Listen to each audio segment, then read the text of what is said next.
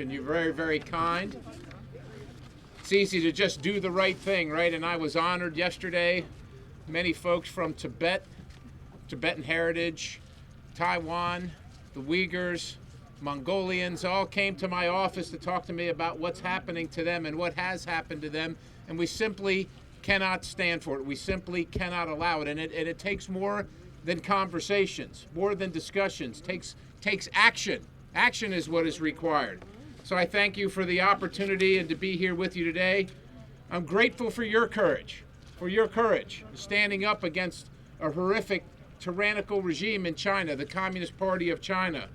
And I'm happy to stand with you in conviction against the tyranny of the Chinese Communist Party. The CCP is an abject moral failure. You know this. It is decrepit, it is demonic, it is an institution that subjugates and enslaves the people it has dominion over. In the past 100 years, our world saw the rise of communism in the Soviet Union, and we witnessed freedom imperiled by evil. And we're witnessing it right now today, right as we stand here. It is happening right now today. But it cannot be allowed to endure. It cannot be allowed to endure. We are now confronted with this manifestation of communism and totalitarianism in the Communist Chinese Party.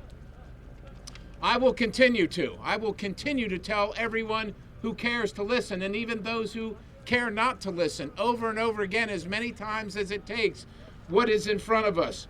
We must be the generation that confronts and defeats and ends the wicked regime of the CCP. This morning I had the honor of introducing a bill in the United States House of Representatives that assigns a title befitting the Chinese Communist Party, that of Transnational Criminal Organization, because that's what they are. They are criminals. This bill, exactly what it does is it allows us to apply the RICO statutes, the racketeering statutes, to those involved with the Communist Party, whether they're in China or whether they're in the United States of America, with real penalties, including prison. Going to prison for criminal activities on behalf of the Chinese Communist Party.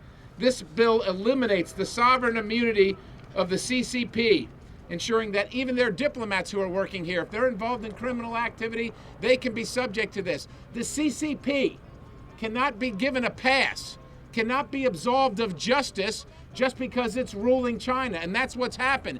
Because they can declare themselves the legitimate government of China, they're allowed to get away with it.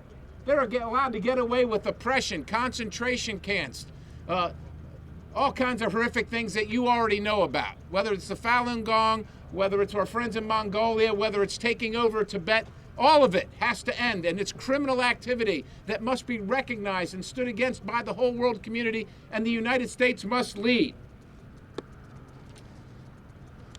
I want to thank you for the opportunity to speak to you here today. And thank those of you for listening, and thank those of you who are standing up. Because when you stand up, you know that the Chinese Communist Party puts a mark on you, right? They're after every single one of us here, and they would do what they can to extinguish our voices.